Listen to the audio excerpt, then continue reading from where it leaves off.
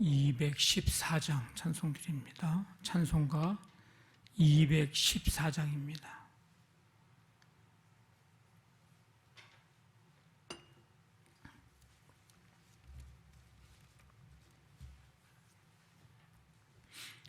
찬송가 214장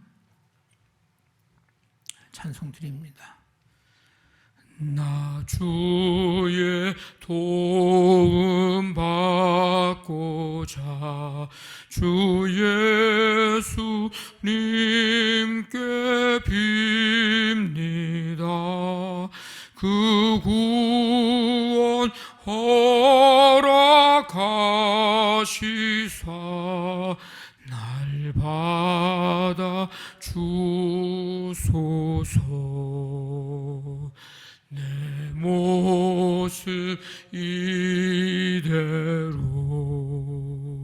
주 받아 주소서. 날 위해 돌아가신 주 날 받아 주소서. 큰 죄에 빠져 영죽을 날 위해 피 흘렸으니 주 형상대로 빚으사 날 받아 주소서. 내 모습 이대로 주 받아 주소서. 날 위해 돌아가신 주 날 받아 주소서. 내 힘과 결심 약하여 늘 깨어지기 쉬우니 주 이름으로 구원해 날 받아 주소서. 내 모습 이대로 주 받아 주소서. 날 위해 돌아가신 주 날 받아 주소서. 내 주님 서신 발 앞에 나 꿇어 엎드렸으니 그 크신 역사 이루게 날 받아 주소서. 내 모습 이대로 주 받아 주소서. 날 위해 돌아가신 주 날 받아 주소서.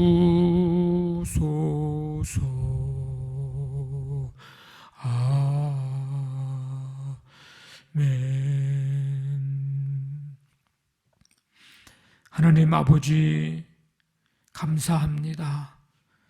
주님의 은혜 가운데 오늘도 하루의 삶을 허락해 주시고 이 시간 주님 앞에 나와 날 위해 돌아가신 주님, 주님의 그 구원, 그 은혜, 그 역사, 아버지 하나님 찬송하며 이 시간 주님을 바라볼 수 있도록 인도해 주심을 감사드립니다. 아버지 하나님, 이 시간 주 앞에 나와 찬송하고 주님을 바라보며 말씀 듣고 또 그 말씀 붙잡고 이 시간 우리의 삶을 또한 살아갈 때에 아버지 하나님, 우리의 길에 가는 길에 빛이시고 또 등불이신 주님, 또 주의 말씀 붙잡고 믿음으로 넉넉히 모든 것 이겨나가며 승리하는 삶 되게 해주시고 주님이 원하시고 기뻐하시는 삶으로 인도해 주시는 그 인도함 따라 살아가는 우리 모두가 되게 하여 주시옵소서. 아버지 하나님, 주님의 은혜와 주님의 긍휼함 있어야 우리가 살아갈 수 있습니다. 오늘도 하나님의 은혜를 우리 모든 성도들에게 베푸시고 그 사랑으로 인도해 주시어서 아버지 하나님, 힘들고 어려운 이 시대 속에서 주님 붙들고 또 주님 바라보면서 넉넉히 모든 것들 이겨나가는 삶 되도록 도와주시기를 간절히 원합니다. 아버지 하나님, 우리가 살아가는 삶 동안 주님의 성품과 주님의 그 삶을 잘 본받고 따르는 삶 되기를 원합니다. 온유함과 주님 온전히 겸손함과 아버지 하나님, 모든 사람들에게 관용을 알게 하는 이 관용의 삶이 우리의 삶 될 수 있도록 아버지 하나님 도와주시기를 원합니다. 오늘도 가정, 사업장, 직장, 자녀들 주님의 능력, 권능의 손길로 붙잡아 주시고 오늘도 수고하고 땀 흘리며 일하는 모든 현장이 아버지 하나님 일함의 기쁨과 보람과 그 땀의 결실을 맺는 현장이 되도록 하나님 함께하여 주시옵소서. 영과 육이 연약한 성도들 이 시간 주님의 치유의 손길로 어루만져 주시고 새 힘 얻게 하시고 강하고 담대한 믿음 가지고 아버지 살아갈 수 있도록 믿음의 믿음을 더해 주시기를 원합니다. 오늘 수요 기도회 가운데 함께 주셔서 말씀과 기도와 찬양 속에 성령 충만한 시간 되도록 함께하여 주시옵소서. 모든 것 주님께 맡기오며 예수님의 이름으로 기도하옵나이다. 아멘. 누가복음 9장 37절부터 50절까지 한 절씩 교독하겠습니다. 9장 37절부터 50절까지입니다. 이튿날 산에서 내려오시니 큰 무리가 맞을세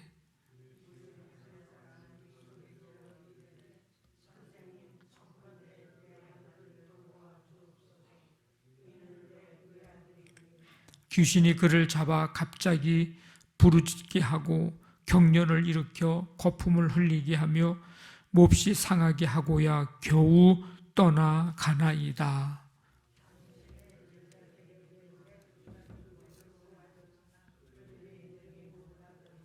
예수께서 대답하여 이르시되 믿음이 없고 패역한 세대여 내가 얼마나 너희와 함께 있으며 너희에게 참으리요 네 아들을 이리로 데리고 오라 하시니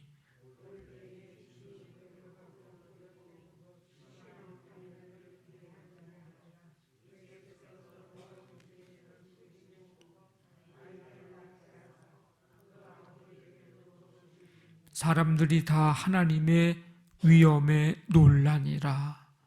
그들이 다 그 행하시는 모든 일을 놀랍게 여길세 예수께서 제자들에게 이르시되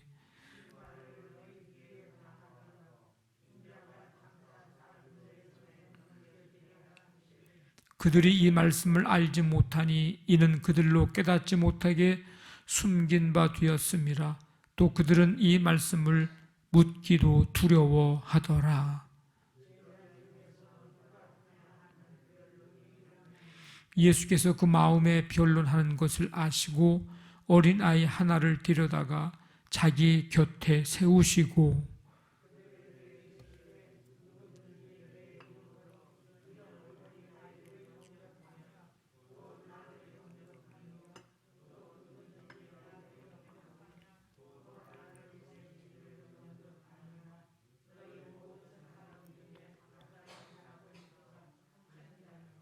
요한이 여짜오되 주여 어떤 사람이 주의 이름으로 귀신을 내쫓는 것을 우리가 보고 우리와 함께 따르지 아니하므로 금하였나이다.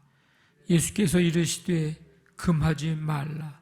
너희를 반대하지 않는 자는 너희를 위하는 자니라 하시니라. 아멘. 오늘 읽은 말씀은 예수님이 변화산에서 내려오신 후에 귀신 들려 이제 간질병에 걸린 아이에게서 귀신을 쫓아내신 사건, 제자들의 한심한 모습을 보여주는 그런 세 가지의 내용으로 되어 있습니다. 인자의 고난 예언을 깨닫지 못하는 제자들, 누가 큰 자인지를 두고 다투는 제자들, 주의 이름으로 귀신을 내쫓는 사람을 책망했다고 하는 요한의 보고, 이제 이 내용이 오늘 읽은 말씀의 내용입니다. 제자들은 이제 아마도 산에서, 그 변화산에서 하루를 보낸 것 같습니다. 이튿날이라는 거 보면, 그래서 하늘의 영광을 보고 내려왔으니, 내려왔는데 산 아래에서는 여전히 세상의 삶은 여전한 그런 모습입니다. 예수님의 가르침과 도우심을 기다리는 많은 사람들이 있었습니다. 제자들이 그 산에서 있지 말고 살지 않고 산 아래로 내려와야 했던 이유는 해야 할 일이 있었기 때문입니다. 산에서 내려오니까 무리 가운데 귀신 들린 아들을 데리고 온 아버지가 있었습니다. 그 외아들을 구해달라고 간청을 합니다. 선생님, 청컨대 내 아들을 돌보아 주옵소서. 이는 내 외아들이니이다. 상태가 매우 심각합니다. 갑자기 소리 지르고 경련을 일으키고 몹시 상하게 하고 이 귀신 들린 상태가 심각합니다. 들락날락하면서 그 아이를 괴롭혔던 것입니다. 문제는 제자들이 이 아이에게서 귀신을 쫓아내지 못했다는 것입니다. 여러 마을을 다니면서 병을 고치고 또 복음을 전해서 이제 헤롯 왕을 당황케 만들었던 제자들인데, 이 제자들에게 무슨 일이 있었던 걸까? 아마도 이전에 그 믿음을 잃었던 것이 아닌가, 우리가 생각을 해볼 수가 있습니다. 그래서 예수님이 말씀하시죠. 믿음이 없고 패역한 세대예요. 내가 얼마나 너희와 함께 있으며 너희에게 참으리요. 내 아들을 이리로 데리고 오라. 이제 믿음 없음을 말씀하시면서 이제 더러운 귀신을 꾸짖으시고 이 아이를 낫게 해 주셨습니다. 믿음이 없으면 아무것도 우리는 행할 수 없습니다. 믿음이 필요합니다. 우리의 능력에 대한 믿음이 아니고 예수님의 능력에 대한 믿음이죠. 이 믿음을 잃어버릴 때가 있습니다. 예수님을 바라보기보다도 우리의 연약함이나 우리의 문제나 우리의 상황이나 이런 것들을 바라보면 때때로 우리는 이 믿음을 잃어버리기도 합니다. 이 믿음을 잃지 않고 견고한 믿음으로 서기 위해서는 우리의 시선을 언제나 주님께 고정시키는, 주님을 바라보는 일이 우리의 삶에 있어야 이 믿음을 잃어버리지 않고 믿음에 견고히 설 수가 있습니다. 믿음의 주요 또 온전하게 하시는 이인 예수를 바라보자. 히브리서 12장에서 우리에게 해주시는 말씀입니다. 믿음의 주님, 그 믿음을 온전케 하시는 또 예수님을 바라볼 때에 우리의 믿음이 흔들리지 않고 잃어버리지 않을 수 있기 때문입니다. 예수님은 두 번째로 자신의 죽음에 대해서 이제 말씀을 하시는데 제자들은 그 의미를 몰랐습니다. 영적인 무지 상태에 있었던 것입니다. 그들은 십자가의 예수님을 생각하지 않고 권력을 가지신 예수님을 이제 기대하고 있었습니다. 이 영적인 무지에서 생겨나는 문제가 오늘 바로 이제 이어지고 있는데 누가 크냐에 관한 논쟁입니다. 예수님은 죽으심에 대해서 말씀을 하시고 계신데 제자들은 누가 크냐라고 하는 것에 관심을 가지고 있었습니다. 이게 목적이 어디에 있었는지를 우리가 확실히 알게 되는 그것이 확실히 드러나는 그런 순간입니다. 자, 그렇게 누가 크냐라고 논쟁하고 있을 때 예수님은 가장 작은 자라고 할 수 있는 어린 아이를 데려다가 곁에 세워주시고 아주 그냥 실물 교육을 하시는 거예요. 가장 작은 자가 가장 큰 자다. 믿음의 공동체 가운데 보살핌과 사랑을 받아야 하는 어리고 약한 이 미약한 사람을 잘 돌보고 섬기는 자가 큰 자다. 어느 높은 자리에 올라가고 어떤 그런 것에 있는 것이 큰 자가 아니고 잘 돌보고 잘 섬기는 자, 그 자가 큰 자라고 예수님은 오늘 어린아이를 데려다 놓고 곁에 세워놓으시고 가르쳐 주시고 있습니다. 제자들은 십자가의 섬김 제대로 깨닫지 못하니 섬기는 자가 큰 자라는 것을 알 리가 없었습니다. 우리가 믿음 생활을 하고 있지만 우리가 과연 영적인 일에 얼마나 관심을 가지고 있는가? 주님의 마음, 주님의 뜻, 주님의 소원 얼마나 우리가 여기에 관심이 많은가? 그것보다 내 소원, 내 뜻, 내 잘됨, 내 축복, 내 행복에 사실은 더 많은 관심을 가지고 있는 것은 아닌가? 신앙 공동체에서 생활하면서 하나님의 영광을 드러내는 일에 얼마나 더 우리가 많은 관심을 가지고 있는가? 예수님처럼 또 예수님을 닮아서 하나님 나라와 하나님 영광을 나타내는 삶 되고 또 이 공동체 안에서 섬김과 이 돌봄을 통해서 하나님 아름다운 공동체를 세워나가는 귀한 삶이 되기를 간절히 원합니다. 이제 마지막 부분에 보면 요한은 형제 야고보와 함께 우레의 아들이라고 하는 별명을 이제 가진 사람입니다. 자기들의 요구를 들어달라고 예수님께 요청했던 사람입니다. 사마리아인들에게 불을 내릴지를 물었던 성격이 급하고 좀 과격한 면모를 지닌 사람들이 예수님의 제자 가운데 요한과 야고보 이 두 형제입니다. 근데 요한이 오늘 말씀 보니까 예수님의 이름으로 귀신을 내쫓는 그 어떤 사람의 그 귀신 내쫓아내는 행위를 금지시킵니다. 예수님을 따르지 않아서가 아니라 우리와 함께하지 않았기 때문에 그 행위를 금지시켰습니다. 예수님은 그 부분에 대해서 뭐라고 오늘 대답을 하셨는가? 이 예수님의 대답이 아마 요한을 놀랍게 했을지 모릅니다. 너희를 반대하지 않는 자는 너희를 위하는 자니라. 예수님은 요한에게 그렇게 대답을 해 주셨습니다. 매우 포용적인 그런 말씀입니다. 우리는 하나님 나라는 어떤 소속보다도 더 중요한 것은 하나님 나라는 하나님의 뜻에 합당한 삶을 살아가느냐의 문제입니다.